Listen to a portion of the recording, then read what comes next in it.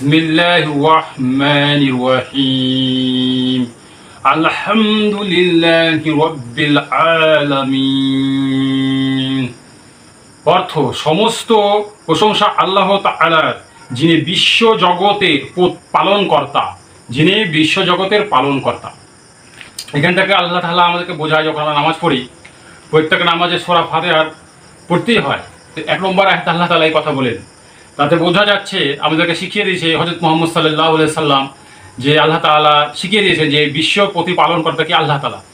আজ দেখেন, আমাদের যখনই কোনো কিছু হয় তখন আমরা নিজেকে বড় কিছু মনে করি। আসলে এই শক্তিটা আল্লাহ তাআলা দেয় আমাকে পরীক্ষার জন্য। আমাকে বুঝতে হবে যে আমার কাছে যদি কোনো পাওয়ার দেয় পৃথিবীতে, তাহলে এটা আমার পরীক্ষা আছে। কারণ আমি সারা জীবন পাওয়ার চালাতে পারবো না। যেহেতু আমার বয়স হবে, রিটায়ার্ড হবে, একদিনকে দেখে শক্তি কমে যাবে, তখন কিন্তু কেউ কারো কথা শুনবে না। এই জিনিসগুলো এই দুনিয়া থেকে অনেক কিছু দেখার, বোঝার, শিক্ষার দরকার আমাদেরকে। আর একটা কথা হলো যে মানুষ দেখেন যে এক মানুষ আর এক মানুষের মতন হতে পারবে না, অতটুকু ভিতরেই চলতে হবে। যেরকম আল্লাহ তাআলা অসংখ্য লক্ষ লক্ষ নবী আল্লাহ তাআলা এই দুনিয়ায় পাঠিয়েছে, কিন্তু বিশ্ব নবী জনাব মুহাম্মদ রাসূলুল্লাহ সাল্লাল্লাহু আলাইহি ওয়াসাল্লাম মাত্র একজনই ছিলেন।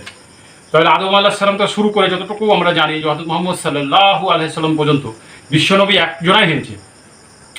তো এরকম আমরা সংসারে যেই হোক, সংসার অশান্তির কারণে হলেও আমাদের ঘরে ঘরে, রাষ্ট্রই যত কিছু হলো, যে আমরা একজনের সাথে আরেকজন মিলাতে চাই, জোর জবরদস্তি করতে চাই। আসলে আল্লাহ তাআলাও বলে যে জোর করে কিছু হবে না। আবু জাহেলকেও হযরত মুহাম্মদ সাল্লাল্লাহু আলাইহি ওয়াসাল্লাম বহু জোর করেছে, কালমা পড়ো। তো এই হেদায়েতের মালিক একমাত্র আল্লাহ তাআলা। গতবারও আমি বলেছি যে জোর জবরদস্তি জুলুমভাবে করে, জোর করে কাউকে কিছু করা যায় না। যে যেরকম আল্লাহ তাআলা তুমি তাকে আমার উপরে ছেড়ে দাও। কারণ আল্লাহ তাআলা জানেন যে আগে বিচার হবে, তারপরে জান্নাত জাহান্নাম। এখন যে যারা মারা যায়, 3টে প্রশ্নের উত্তরের পরে যারা জান্নাতি হবে তারা শুয়ে ঘুমিয়ে থাকে, আর যারা জাহান্নামী তারা মার খায়, ওখানে কবরে আযাব হতে থাকে। তো আসলেই এই জিনিসগুলো আমাদেরকে জানতে হবে যে হযরত মুহাম্মদ সাল্লাল্লাহু আলাইহি সাল্লাম আল্লাহ তাআলা বলেছেন জোর জবরদস্তি করা যাবে না।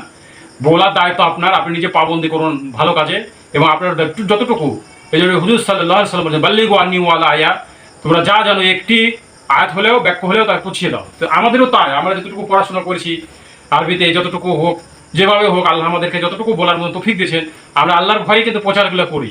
যেহেতু আল্লাহ তাআলা বলেছেন, না বললে আমিও দায় থাকবো। আমাকে বলবে যে তোমাকে তো আমি ইলম দিয়েছিলাম, তুমি কি করেছিলে।